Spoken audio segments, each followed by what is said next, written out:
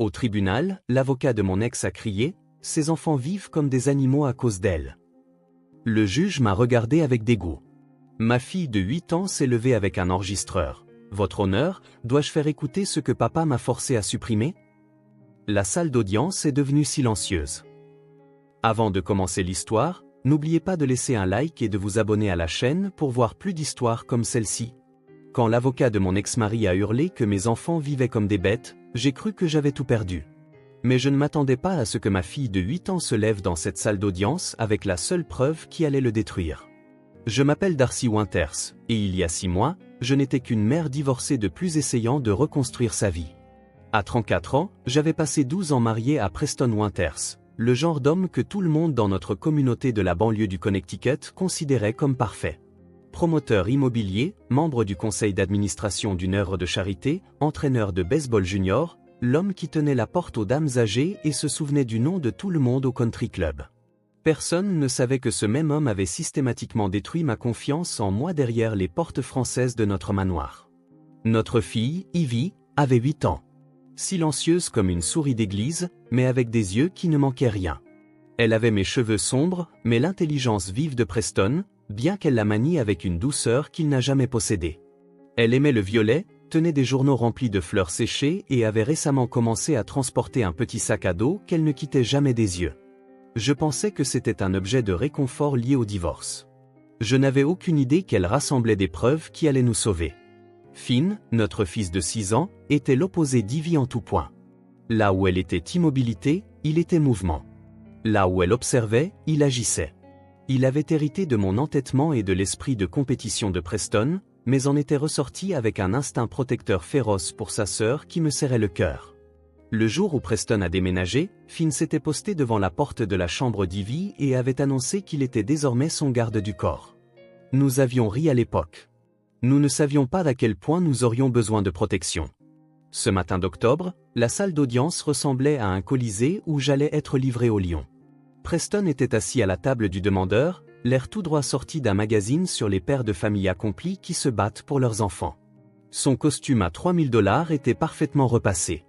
Son alliance était visiblement absente, remplacée par une Rolex qui coûtait plus que ce que je dépensais en course en 5 ans. Son avocat, Garrett Vaughn, était le genre d'avocat qui hantait les cauchemars de ses confrères. Cheveux argentés, distingué et absolument impitoyable. Il ne se contentait pas de gagner des affaires de garde d'enfants. Il anéantissait la partie adverse. Mon avocate, Maître Andry, était brillante, mais dépassée. Preston avait engagé une équipe. J'avais une seule femme qui travaillait pour des honoraires réduits parce qu'elle croyait en ma cause. Elle n'arrêtait pas de réarranger nerveusement ses papiers, un signe que le camp de Preston avait certainement remarqué. La juge Morrison présidait depuis son estrade, telle une montagne inébranlable, son expression déjà sceptique alors qu'elle examinait les dossiers. Elle était réputée pour être juste mais sévère envers les parents qui ne pouvaient pas fournir un environnement stable à leurs enfants. L'équipe de Preston avait bien fait ses devoirs en choisissant ce tribunal. Le public était clairsemé mais significatif. Ma mère était assise au dernier rang avec les enfants, son bras protecteur autour d'Ivy, tandis que Finn balançait ses jambes, incapable de rester en place. Les parents de Preston étaient là aussi, arborant des expressions désapprobatrices identiques, perfectionnés au fil des années à me regarder comme si je n'avais jamais été tout à fait assez bien pour leur fils en or. Une sténographe judiciaire tapait régulièrement dans un coin, documentant ce qui allait devenir le pire jour de ma vie, jusqu'à ce qu'il devienne le meilleur. L'assistante de Preston était assise derrière lui donnant des notes et de l'eau comme s'il se préparait pour un marathon. Et c'en était un, d'une certaine manière, un marathon pour me détruire, pour me prendre mes enfants, pour prouver à tout le monde que le quitter avait été ma plus grande erreur. Il me l'avait promis le jour où je lui avais signifié les papiers du divorce. « Tu le regretteras, Darcy », avait-il dit, sa voix aussi calme que l'eau dormante. Je m'assurerai que tout le monde sache quel genre de mère tu es vraiment. La montée en puissance jusqu'à ce moment avait été 6 mois de harcèlement documenté, déguisé en inquiétude. Des « visites de contrôle surprise », comme il les appelait. Des photos prises sous des angles qui faisaient ressembler notre appartement confortable à un taudis. Des conversations enregistrées avec les enfants qu'il avait manipulés et montés. Il avait construit un dossier prouvant que j'étais une mère inapte, trop pauvre, trop émotive, trop brisée pour élever nos enfants correctement. Ce qu'il ne savait pas, c'est que pendant qu'il construisait son dossier de mensonges, quelqu'un d'autre construisait un dossier de vérité. Dans son sac à dos violet, Ivy transportait 3 mois d'enregistrement, de photos sauvegardées, de SMS conservés et de menaces documentées. Une fillette de 8 ans était devenue une équipe de surveillance à elle toute seule, protégeant sa famille de la seule manière qu'elle connaissait, en s'assurant que la vérité ne puisse être ni effacée, ni cachée, ni déformée. La salle d'audience était sur le point de devenir un champ de bataille où la vérité allait entrer en guerre contre une tromperie soigneusement élaborée. Et le général qui menait l'armée de la vérité mesurait à peine 1,20 m et portait des baskets lumineuses. Je n'aurais jamais imaginé me retrouver à une audience pour la garde de mes enfants, regardant toute ma vie de mère être démolie, mot par mot. 6 mois plus tôt, Preston et moi avions finalement divorcé après 12 ans de ce qui semblait être un mariage parfait vu de l'extérieur. La séparation avait été tout sauf amicale. Preston se présentait à nos amis communs du country club comme le mari au cœur brisé qui avait tout essayé pour sauver notre mariage, tandis que j'étais l'épouse instable qui avait gâché une vie parfaite. La vérité était bien plus sombre. Preston avait contrôlé chaque aspect de notre existence avec une précision chirurgicale. Les reçus de course devaient être photographiés et classés. Les après-midi de jeu nécessitaient des demandes écrites soumises 3 jours à l'avance. Il surveillait mon téléphone, suivait ma voiture et interrogeait chaque ami que je me faisais. Quand j'ai acheté un livre à Ivy sans sa permission, il a donné toute sa bibliothèque à une œuvre de charité pour me punir de mon irresponsabilité financière. Quand j'ai inscrit Finn au football sans le consulter d'abord, il a annulé l'inscription et a dit à l'entraîneur que j'avais des problèmes de santé mentale. Le jour où j'ai finalement trouvé le courage de partir est arrivé après la fête du 8e anniversaire d'Ivy. Preston m'avait humilié devant 30 invités parce que j'avais commandé un gâteau au chocolat au lieu de la vanille. Une chose si insignifiante, mais il avait passé 20 minutes à expliquer à tout le monde comment j'étais incapable de prendre des décisions simples. Comment j'avais besoin d'aide. À quel point il était préoccupé par mon état mental déclinant. J'ai vu les visages de nos amis passer de l'amusement à la pitié, puis à l'inquiétude. Cette nuit-là, Ivy s'est glissée dans mon lit et a murmuré « Maman, pourquoi papa te fait pleurer ?» Cette question a tout changé. Mes enfants regardaient. Ils apprenaient que l'amour ressemblait à du contrôle, que le mariage signifiait la peur, que les mères étaient censées être petites, silencieuses et pleines de remords. J'ai demandé le divorce la semaine suivante. Notre nouvel appartement était bien loin de la maison coloniale de cette chambre que nous avions laissée derrière nous. 2 chambres, une salle de bain, une cuisine avec des appareils démodés et un salon qui servait aussi de terrain d'entraînement de football pour Finn. Mais ces 85 mètres carrés contenaient plus de joie que notre manoir n'en avait jamais connu. Ivy couvrait chaque mur de ses œuvres d'art, des papillons à l'aquarelle et des croquis au crayon de notre petite famille de 3. Finn construisait des villes de Lego élaborées sur chaque surface, nommant les bâtiments d'après nous. Ça, c'est le château de maman, annonçait-il, et il a un fossé pour éloigner les méchants. Mon avocate, Maître Andry, m'avait prévenu ce matin-là de ce qui m'attendait. C'était une petite femme aux yeux vifs qui avait accepté mon cas à tarif réduit parce que, comme elle le disait, je reconnais une survivante quand j'en vois une. Elle avait étalé la requête de garde sur son bureau comme des plans de bataille.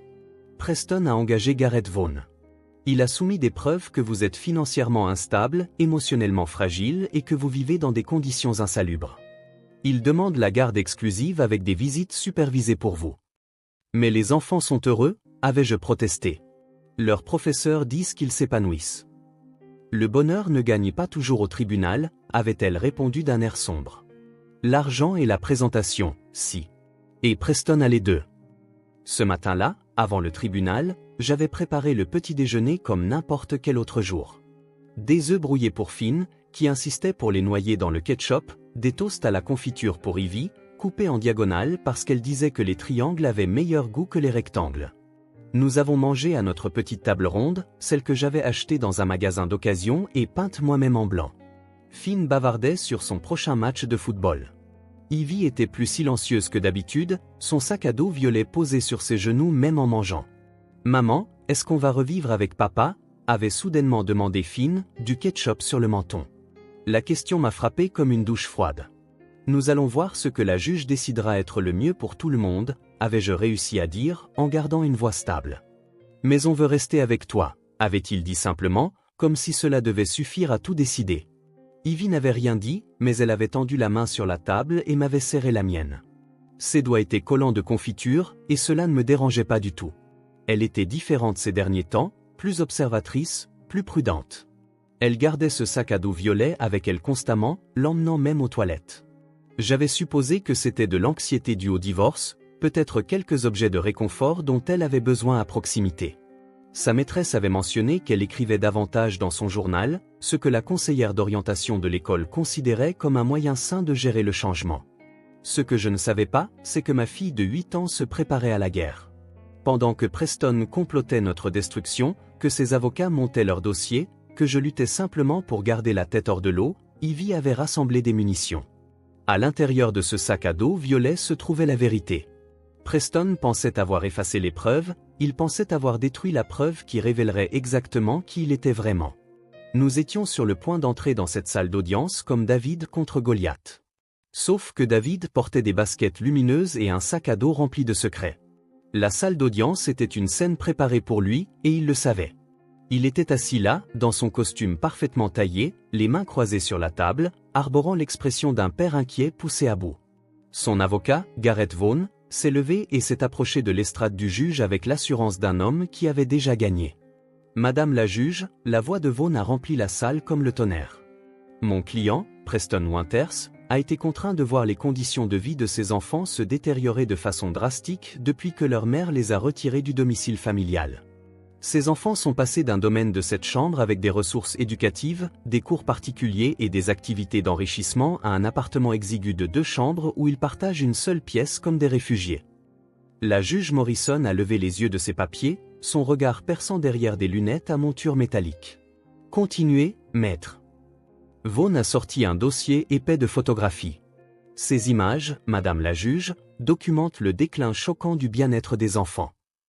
Il a brandi la première photo, une chambre impeccable de notre ancienne maison. C'était la chambre d'Ivy dans la maison familiale. Des étagères sur mesure, du matériel pédagogique, un ordinateur pour ses devoirs, de l'espace pour grandir et apprendre. Il a jeté une autre photo sur la table. C'est là qu'elle dort maintenant, un matelas par terre, des vêtements dans des bacs en plastique, partageant moins d'1 mètre carré avec son jeune frère. Mon estomac s'est noué. Il avait pris cette photo lors de la dernière visite de Preston, juste après notre déménagement, avant que je puisse me permettre d'acheter de vrais lits. J'avais acheté les lits la semaine suivante avec mon premier salaire, mais bien sûr, cela ne figurait pas dans ces preuves. Les résultats scolaires des enfants ont souffert, a poursuivi Vaughan en sortant les bulletins. Les notes d'Ivy sont passées de A partout à des B et des C. Finn a été marqué en retard cette fois depuis la séparation. Leur professeur signale des changements de comportement, une détresse émotionnelle et une participation en baisse. Ce qu'il n'a pas mentionné, c'est que les notes d'Ivy avaient chuté la semaine où Preston m'avait signifié la demande de garde. Que les retards de Finn s'étaient produits pendant les semaines de visite de Preston, quand il les amenait délibérément en retard à l'école pour me faire passer pour une mauvaise mère.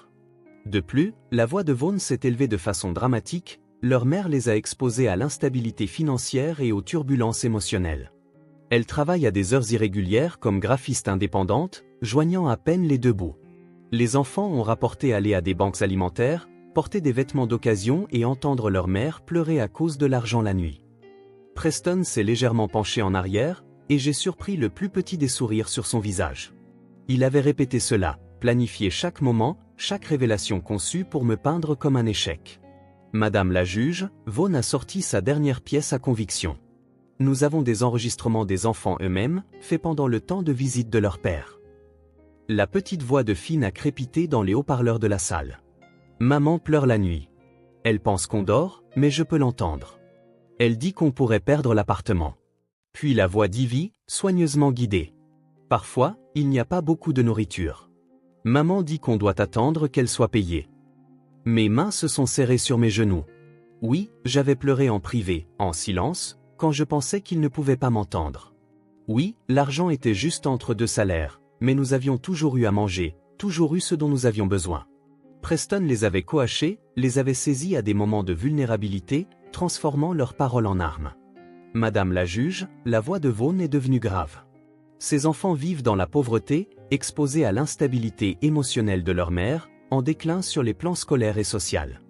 Ils vivent pratiquement comme des bêtes à cause de l'incapacité de Madame Winters à leur fournir des soins appropriés. Mon client demande le transfert immédiat de la garde avec des visites supervisées pour la mère jusqu'à ce qu'elle puisse démontrer une stabilité financière et émotionnelle. La juge Morrison s'est tournée pour me regarder et j'ai vu dans ses yeux le dégoût, la déception, le même regard que j'avais vu chez la famille de Preston, chez nos amis du country club, chez tous ceux qui croyaient sa version des faits. Elle voyait une mère qui avait égoïstement arraché ses enfants au luxe pour poursuivre un rêve féministe d'indépendance. Maître Andry s'est levé pour répondre, mais sa voix semblait faible après la performance tonitruante de Vaughn. Madame la juge, Madame Winters a fourni un environnement stable et aimant. Les professeurs actuels des enfants rapportent qu'ils sont bien adaptés et heureux. Leur mère travaille dur pour subvenir à leurs besoins. Travailler dur ne signifie pas travailler avec succès, a interrompu Vaughn. Ces enfants méritent mieux que les bonnes intentions de leur mère. Preston s'est agité sur sa chaise, redressant sa cravate. Il avait gagné, et il le savait. Chaque preuve, chaque photo, chaque enregistrement avait été soigneusement orchestré pour créer ce moment. Il avait transformé nos enfants en armes et les avait pointés droit sur mon cœur. La juge Morrison a commencé à prendre des notes, sa plume grattant le papier comme un compte à rebours vers mon pire cauchemar. Elle a levé les yeux, prête à parler, et j'ai su avec une certitude horrible ce qu'elle allait dire. J'allais perdre mes enfants. Preston avait orchestré la démolition parfaite de mon caractère, de mes capacités, de ma valeur en tant que mère. C'est alors que j'ai vu Ivy se lever au dernier rang. Mon avocate, Maître Andry, a tenté désespérément de sauver notre cause qui sombrait. Madame la juge, je voudrais soumettre des témoignages de professeurs qui contredisent directement les affirmations de Maître Vaughn. Les deux enfants sont décrits comme heureux, créatifs et bien adaptés. Leur professeur d'art note spécifiquement qu'Ivy s'épanouit depuis la séparation, montrant une confiance et une créativité accrues. Mais la juge Morrison a à peine jeté un coup d'œil aux documents. Le mal était fait. La présentation de Preston avait été trop soignée, trop complète, trop accablante. Nous ressemblions exactement à ce qu'il nous avait dépeint, une famille brisée luttant dans la pauvreté, tandis que le père offrait stabilité et abondance. Madame la juge, a poursuivi Maître Andry, la voix tendue, les enfants ont explicitement déclaré qu'ils voulaient rester avec leur mère. Leurs souhaits doivent certainement être pris en considération. Les enfants ne savent pas toujours ce qui est le mieux pour eux, a interjeté Vaughn doucement. Ils préféreraient peut-être de la crème glacée pour le dîner et pas d'heure de coucher, mais les adultes responsables prennent des décisions difficiles pour leur bien-être. La juge Morrison a légèrement hoché la tête, et mon cœur s'est serré davantage. Elle gobait chaque mot. Elle a commencé à parler, sa voix portant le poids de la finalité. Sur la base des preuves substantielles présentées concernant le déclin des conditions de vie des enfants, de leurs résultats scolaires et de leur bien-être émotionnel, je suis encline à accéder à la demande de M. Winters pour la garde exclusive, avec des visites supervisées pour Mme Winters en attendant une amélioration de sa situation. Les mots m'ont frappé comme des coups. Visite supervisée. Ils allaient prendre mes bébés et faire de moi une visiteuse dans leur vie. J'ai senti Finn se presser contre moi, son petit corps tremblant. Le hoquet de ma mère a résonné depuis le fond de la salle. Madame la juge, puis-je dire quelque chose ? La petite voix a traversé la salle d'audience avec une clarté surprenante. Tout le monde s'est tourné pour voir Ivy debout au dernier rang, son sac à dos violet serré dans ses mains. Elle semblait incroyablement petite, mais absolument déterminée, comme un minuscule soldat sur le point d'entrer au combat. La juge Morrison a froncé les sourcils. « Jeune fille, veuillez vous asseoir. C'est une procédure légale, ce n'est pas le moment pour les enfants de parler. Mais j'ai des preuves que mon papa ment, a dit Ivy, sa voix ferme malgré son visage pâle. Il nous a fait mentir, à Finn et à moi aussi. Et j'ai la preuve. Preston s'est levé d'un bond, son sang-froid soigneusement entretenu se fissurant. Elle a été coachée. C'est de toute évidence l'œuvre de sa mère. Madame la juge, c'est tout à fait inapproprié. Vaughn était déjà en mouvement. Madame la juge, l'enfant est clairement sous pression. Ce genre de manipulation est exactement la raison pour laquelle nous cherchons à les retirer de l'influence de Madame Winters. Mais Ivy n'a pas reculé. Elle a fait un pas en avant, ouvrant la fermeture éclair de son sac à dos violet. Papa m'a fait effacer des vidéos du téléphone de maman quand elle ne regardait pas. Il a dit que si je l'aidais, j'aurais une piscine et un poney chez lui. Mais j'ai tout sauvegardé avant, parce que Madame Coleman, ma maîtresse, nous a appris à garder des traces quand quelqu'un nous demande de faire quelque chose de mal. La salle d'audience a éclaté. Le visage de Preston était passé du rouge au blanc. Vaughn s'opposait bruyamment sur des violations de procédure. Maître Andry s'était levé, sentant que le vent pourrait tourner. Ma mère s'avançait de manière protectrice vers Ivy. Silence. La juge Morrison a frappé avec son marteau. Tout le monde s'assoit, sauf l'enfant. Elle a regardé Ivy avec un mélange de scepticisme et de curiosité. Jeune fille, que dites-vous exactement? Ivy a sorti un petit enregistreur numérique de son sac à dos, le tenant comme un bouclier. Mon papa nous a appris à mentir sur maman, à Finn et à moi. Il a répété avec nous, nous a dit exactement quoi dire. Il a dit que si on ne l'aidait pas, on ne reverrait plus jamais maman. Il a dit qu'elle était malade et qu'elle avait besoin d'une leçon pour l'avoir quittée. C'est ridicule, a crié Preston. Madame la juge, mon ex-femme a clairement manipulé notre fille pour cette performance. C'est exactement le genre d'abus émotionnel dont j'essaie de les protéger. Mais la juge Morrison a levé la main pour imposer le silence, ses yeux fixés sur Ivy. Depuis combien de temps enregistrez-vous votre père? Depuis le jour où maman nous a parlé du divorce, a répondu Ivy. J'ai entendu papa au téléphone dire à quelqu'un appelé Bradley qu'il allait détruire maman pour l'avoir humiliée. Il a dit qu'il s'assurerait qu'elle ne nous reverrait plus jamais. Ça m'a fait peur, alors j'ai commencé à tout enregistrer sur cet enregistreur qu'un ami m'a donné. J'ai 3 mois d'enregistrement. Elle a sorti une clé USB de son sac à dos.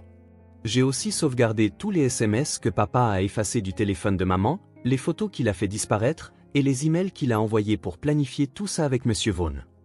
Le visage de Vaughn était devenu livide. Madame la juge, c'est totalement irrecevable. Un enfant ne peut pas légalement enregistrer des adultes sans leur consentement. Ces preuves ne valent rien. La juge Morrison s'est penchée en avant, son expression illisible. Maître Vaughn, suggérez-vous que si cet enfant a des enregistrements de subornation de témoins et d'ingérence dans la garde, je devrais les ignorer? Le silence qui a suivi était assourdissant. Preston est resté figé, son plan parfait s'effilochant fil après fil. Ivy se tenait là, du haut de son mètre 20, venant de faire exploser une bombe de vérité au milieu de son mensonge soigneusement construit. Lancez l'enregistrement, a ordonné la juge Morrison. Ivy s'est avancée avec la détermination assurée de quelqu'un de bien plus âgé que 8 ans. Elle a posé le petit enregistreur numérique sur le bureau de la juge, sa main tremblant légèrement alors qu'elle appuyait sur play. La voix de Preston a rempli la salle d'audience, cristalline et indéniable. Ivy, ma chérie, quand l'assistante sociale viendra demain, tu dois lui dire que maman ne te nourrit pas correctement. Tu peux faire ça pour papa? La voix enregistrée d'Ivy a répondu, plus petite, incertaine. Mais ce n'est pas vrai. Maman nous fait le petit déjeuner tous les jours. Elle fait même des visages souriants avec les pancakes. C'est juste pour de faux, princesse. Comme un jeu auquel on joue. Rappelle-toi, si on gagne ce jeu, tu auras ton propre cheval chez papa. Et cet atelier d'art que je t'ai promis, tout à toi. Mais tu dois d'abord aider papa. La salle d'audience était absolument silencieuse. Même la sténographe judiciaire avait cessé de taper, ses doigts figés au-dessus des touches. L'enregistrement a continué. Maintenant, répétons encore. Que dis-tu quand on te pose des questions sur le dîner? Parfois, on n'a que des céréales, a répété la voix d'Ivy, mécanique. Bien, ma fille. Et pour tes vêtements? Maman les achète dans des friperies et ils sentent bizarre. Parfait. Tu es une fille si intelligente, Ivy. Tellement plus intelligente que ta mère. L'expression de la juge Morrison était passée du scepticisme au choc. Preston s'est levé brusquement, sa chaise raclant le sol. C'est sorti de son contexte. J'essayais de les préparer aux questions, pas de les coacher pour mentir. Asseyez-vous, monsieur Winters, a ordonné la juge Morrison, sa voix tranchante comme du verre brisé.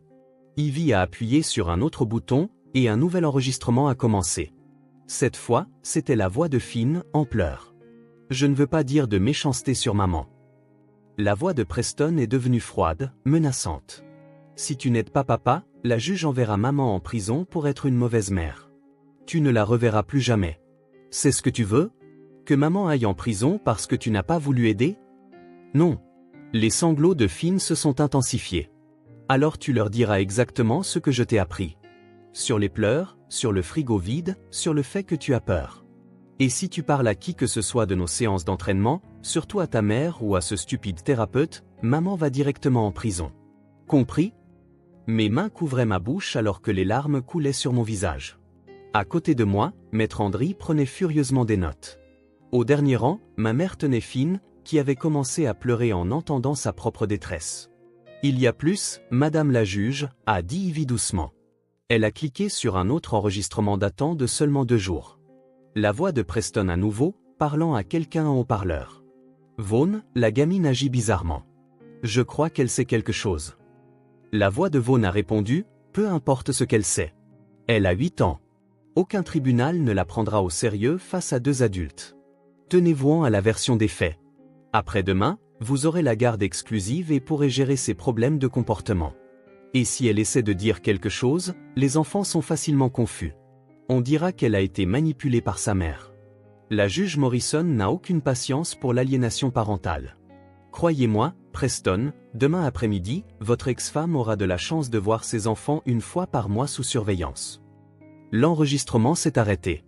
Le silence dans la salle était assourdissant. Madame la juge, la voix d'Ivy était plus forte maintenant. J'ai aussi des photos que papa m'a fait effacer du téléphone de maman. Elle a sorti la clé USB. Des photos de bleu sur les bras de maman quand papa l'attrapait. Des SMS où il menaçait de se suicider si elle le quittait. Des emails où il promettait de détruire sa vie si elle divorçait. J'ai tout sauvegardé avant qu'il ne me fasse tout effacer. Elle s'est tournée pour regarder Preston et pour la première fois, j'ai vu toute la force de ma fille. Je savais que tu essaierais de faire du mal à maman. Tu as toujours fait du mal à maman. Mais tu m'as appris quelque chose d'important, papa. Tu m'as appris que la personne qui contrôle l'information contrôle l'histoire. Alors, je me suis assuré d'avoir toutes les informations. Preston a explosé. Espèce de petite menteuse. Après tout ce que je t'ai donné, c'est comme ça que tu me remercies. Il a commencé à se diriger vers Ivy, mais 2 huissiers se sont immédiatement interposés, lui barrant le chemin. La juge Morrison a frappé son marteau à plusieurs reprises. Monsieur Winters, vous allez vous contrôler ou vous serez accusé d'outrage à la cour. Madame la juge, maître Andry s'est levé, sa voix maintenant confiante et claire. Nous demandons le rejet immédiat de la requête de garde de Monsieur Winters et une ordonnance de protection d'urgence. Nous demandons également que ces preuves soient transmises au bureau du procureur pour enquête sur la subornation de témoins, la coercition d'enfants et la destruction de preuves. Vaughn a tenté une dernière fois. Madame la juge, ces preuves ont été obtenues illégalement par une mineure. Elles ne peuvent être recevables. La juge Morrison l'a regardé avec un mépris non dissimulé. Maître Vaughn, connaissez-vous les lois sur le signalement obligatoire? Parce que ce que je viens d'entendre constitue de la maltraitance infantile, de la coercition et de multiples crimes. Non seulement ces preuves sont recevables, mais je suis légalement tenu de les signaler immédiatement au service de protection de l'enfance et aux forces de l'ordre. Elle s'est tournée vers Ivy, son expression s'adoucissant. Jeune fille, vous êtes l'une des personnes les plus courageuses que j'ai jamais vues dans ma salle d'audience. Veuillez retourner auprès de votre grand-mère maintenant. En retournant à sa place, Ivy est passée devant la table de Preston. Il a tendu la main vers elle, mais elle s'est écartée, sa petite voix portant clairement « Tu m'as appris à être forte, papa. Juste pas de la manière que tu voulais. » La décision de garde s'est abattue comme un marteau sur le château de cartes de Preston, brisant tout ce qu'il avait construit. La juge Morrison m'a immédiatement accordé la garde exclusive, Preston n'obtenant que des visites supervisées en attendant une évaluation psychologique et des cours de parentalité obligatoires. L'enquête criminelle a commencé cet après-midi-là. Le bureau du procureur a pris la clé USB et l'enregistreur d'Ivy comme preuve, louant son courage pour avoir documenté des mois de manipulation et d'abus. Mais le vrai moment qui reste gravé en moi, celui qui a tout défini par la suite, s'est produit sur le parking du palais de justice. Preston était escorté vers sa Mercedes par son avocat quand Ivy l'a interpellé. Nous nous sommes tous arrêtés, la tension crépitant dans l'air d'octobre. « Papa », a-t-elle dit simplement, « je veux que tu saches que je n'ai pas fait ça pour te faire du mal. Je l'ai fait parce que tu nous faisais du mal et que tu ne voulais pas arrêter. » Preston s'est retourné, son visage un mélange de rage et d'incrédulité. Pour une fois, il n'avait pas de mots. L'homme qui contrôlait toujours chaque récit se tenait sans voix devant sa fille de 8 ans. « Je t'aimais, papa. J'aime toujours la personne que tu étais avant. Avant que tu ne deviennes si en colère. Peut-être qu'un jour tu pourras redevenir cette personne. » Elle a pris ma main et l'a serrée. « Mais en attendant, nous devons être à l'abri de qui tu es maintenant. » Nous sommes partis, laissant Preston là, avec sa réputation brisée et son avocat coûteux qui le lâcherait comme client dans la semaine. Le country club révoquerait discrètement son adhésion. ses partenaires immobiliers prendraient leur distance. L'image soignée qu'il avait entretenue pendant des années s'effondrerait complètement. Mais je me fichais de sa chute. Je me souciais de la guérison de mes enfants. 6 mois plus tard, notre petit appartement ressemble à un palais de paix. Oui, nous vivons toujours dans le même 2 pièces, mais c'est maintenant par choix, pendant que j'économise pour quelque chose de plus grand. Mon activité de freelance a triplé depuis que je ne dépense plus mon énergie à survivre à la guerre psychologique de Preston. Les murs sont toujours couverts des œuvres d'Ivy, mais ils incluent maintenant son certificat de félicitations du bureau du procureur, encadré et fièrement accroché au-dessus de notre canapé d'occasion. Finn est passé d'un garçon anxieux et larmoyant à son état naturel de chaos joyeux. Il construit maintenant des palais de justice en Lego élaborés, les appelant des « lieux sûrs où la vérité gagne ». Sa maîtresse m'a récemment dit qu'il avait tenu tête à un tyran dans la cour de récréation en disant « Ma sœur m'a appris que la documentation l'emporte sur l'intimidation ». J'ai dû expliquer pourquoi je riais et pleurais en même temps à une réunion parents-professeurs. Ivy a commencé à voir une thérapeute spécialisée dans les enfants témoins de violences conjugales. Lors de leur première séance, la thérapeute lui a demandé pourquoi elle avait commencé à enregistrer son père. La réponse d'Ivy fut simple mais profonde. Ma maîtresse, Madame Coleman, a fait un cours sur la sécurité personnelle. Elle a dit, si quelqu'un vous demande de mentir, de garder des secrets aux adultes de confiance, ou vous fait peur, ce n'est pas normal. Elle a dit d'en parler à un adulte de confiance, mais je savais que papa mentirait à ce sujet. Alors, j'ai décidé de le laisser se dénoncer tout seul. Ce sac à dos violet est maintenant dans notre placard, retiré du service actif. Parfois, je le regarde et je pense au poids que ma fille de 8 ans a porté, pas seulement celui de l'enregistreur et de la clé USB, mais la connaissance qu'elle construisait un dossier contre son propre père. La force que cela a dû demander me coupe encore le souffle. Maman, m'a demandé Ivy récemment alors que nous préparions le dîner ensemble. Penses-tu que d'autres enfants vivent ce que nous avons vécu? Malheureusement, oui, lui ai-je répondu honnêtement. Alors je veux les aider, a-t-elle dit, en remuant les pattes avec détermination. Peut-être que je peux leur apprendre ce que Madame Coleman m'a appris. Que la documentation l'emporte sur l'intimidation. Que la vérité est plus forte que les mensonges, même quand les mensonges viennent de quelqu'un de puissant. Ma fille, la plus jeune lanceuse d'alerte que je connaisse, a créé un club de journal intime à l'école pour les enfants qui vivent un divorce. Sous la supervision de la conseillère d'orientation, elle leur enseigne les relations saines, l'établissement de limites, oui, l'importance de parler quand quelque chose ne va pas. Preston clame toujours son innocence, bien sûr. Il dit à qui veut l'entendre qu'il a été piégé par son ex-femme vengeresse qui a coaché leur fille. Mais les enregistrements parlent d'eux-mêmes. Le tribunal de l'opinion publique a déjà rendu son verdict, et celui du tribunal pénal est attendu prochainement. La semaine dernière, Ivy a reçu une lettre d'un autre enfant en plein conflit de garde, la remerciant d'avoir été assez courageuse pour se lever au tribunal. « Tu m'as montré que les enfants ont aussi une voix », disait la lettre. Ivy l'a encadré à côté de ses félicitations. Parfois, le courage rugit comme un lion. Parfois, il murmure dans la voix d'une fillette de 8 ans disant « Madame la juge, dois-je jouer ce que papa m'a fait effacer ?» Les deux peuvent changer le monde.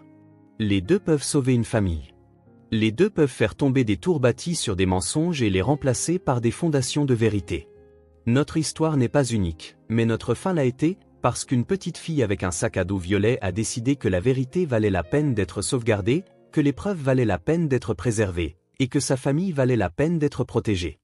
Si cette histoire a résonné en vous, si vous connaissez quelqu'un qui a besoin d'entendre que la vérité peut triompher de la manipulation, veuillez partager cette vidéo.